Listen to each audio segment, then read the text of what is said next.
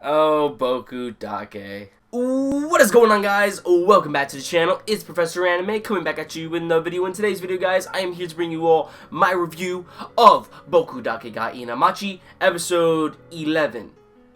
So, episode 11 is going to be quite controversial to talk about because when it comes to anime watchers of this series, which I was up until this episode, you're gonna be like, what the fuck is this? Like, what is this? That's it? This episode seemed rushed, and in fact, this episode was rushed. So before I could even do my review, I had to go out of my way to actually read up on the whole manga of Boku dake ga Inai Machi, and I finished it right away. And what went down, man, I thought this series was going to have a manga ending, just like the original source material. You know, the manga ending, and then it was going to have a anime ending that was going to be completely faithful to the manga. However, that doesn't seem like it's going to be the case at all. This episode of Boku dake had anime original content that was in this episode. Anime original content, even though the apparent author stated that this anime series was going to have the manga original ending. So, I don't know why exactly they changed up the formula. Honestly, I can't really say that I'm pissed because I wasn't really a manga reader of the Boku dake ga Inai Machi series up until this episode. It's just, when I saw this episode, as I stated before, I'm like, that's it? This seemed rushed. We got no clarification on what exactly went down in this episode, especially regarding how, Satoru was rescued from the car, which is shown in the manga. I'm not going to go into any specifics, but, there's a lot of clarification in the manga. So if you want to at least, find out what exactly happened regarding what was in this episode, I suggest you probably start off by picking on the manga probably at, chapter 36. Anyways, let's get actually into the meat of this episode because I am talking way too much about the manga and comparing the differences, and that's not what this video is set out to be. So what actually happened in this episode of Boku dake ga Inai Machi? Well, we start off with this episode having the same opening that we have seen numerous times throughout the erased anime. However, Satoru wasn't in the opening. He was completely erased. So yeah, that's a thing. Now, when it comes to this episode in general, we have it to where it seemed like this episode was really forcing Yashiro Sensei's thought process on how exactly he selects his victims.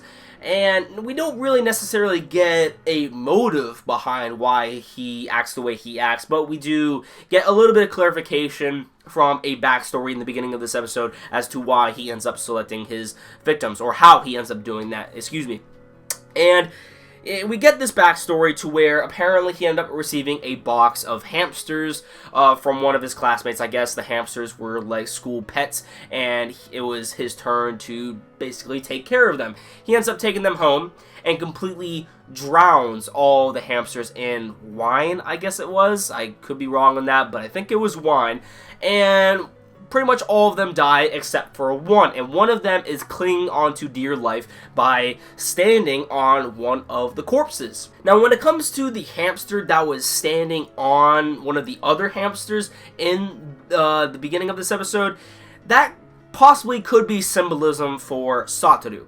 And also we have it to where a novel was mentioned, a well-known Japanese novel. If anybody has seen the anime Oi Bungaku, you will probably hear about the reference about the spider's thread. I can't remember the exact title of the name, but the spider's thread is basically about this guy trying to climb his way out of hell through a spider's web.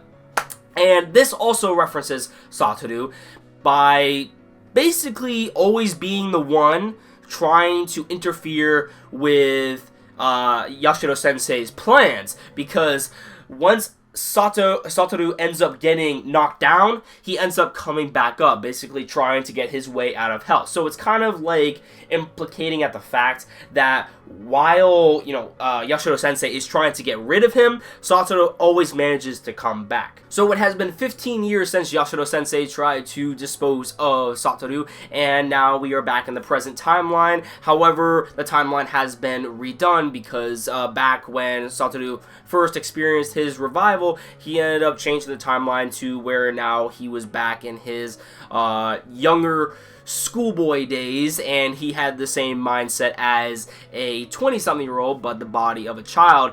Now, however, it has been reversed in this timeline to where now he has the body of a man, but the mind of a 10-year-old kid. So Satoru did successfully ended up changing the timeline, and we have it to where Hinazuki makes another appearance in this anime, and she is now a full-grown adult, and she is actually married and has a child to Hinomi, which was one of the other kids that Satoru was trying to save. Speaking of Hinomi in this episode, we also have it to where Hinomi and Kenya make an appearance in this episode as well. They are fully grown up. Hinomi is a doctor and Kenya is a lawyer, which is pretty neat.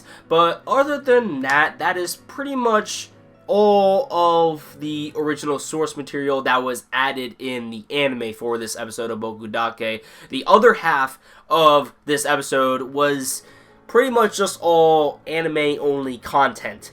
So, how exactly I feel about this series from what I have seen of it, I mean, it's been very enjoyable, but these last few episodes have been really rushed, and they are completely different from what it was set out to be in the manga, even though it was stated that it would have a manga ending, the original source material, and from what we got in this episode, doesn't seem like that's going to happen. So, yeah, it looks like we're probably going to get a anime-only ending in the next episode of Boku dake. But wait, hold on, I got an award for Boku dake. I got an award for it.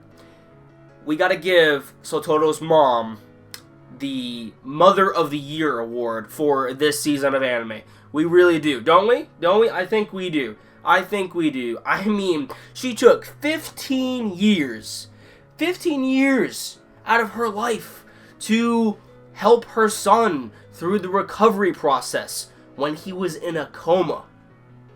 That's some dedication right there. Let's put an award on this bit. That about does it for my review of Boku dake ga Inai Machi, guys. I really hope you enjoyed it. Let me know in the comments down below on what you thought about this episode of Boku dake as well. Let me just hear your overall thoughts. Have you been a manga reader from the very beginning? And, like, is there certain problems you had with this series? Like, how did you feel when it came to this episode if you are a manga reader and if you are a anime-only watcher? Let me know in the comments down below. And, of course, if you like this video, don't forget to give it a like. I greatly appreciate it. And if you want to stay up to date to my future content on this channel, please hit that red subscribe button below and you'll never miss a video from me. That about does it for this video, guys. Love you all, and I'll catch you all in the next one. Sayonara.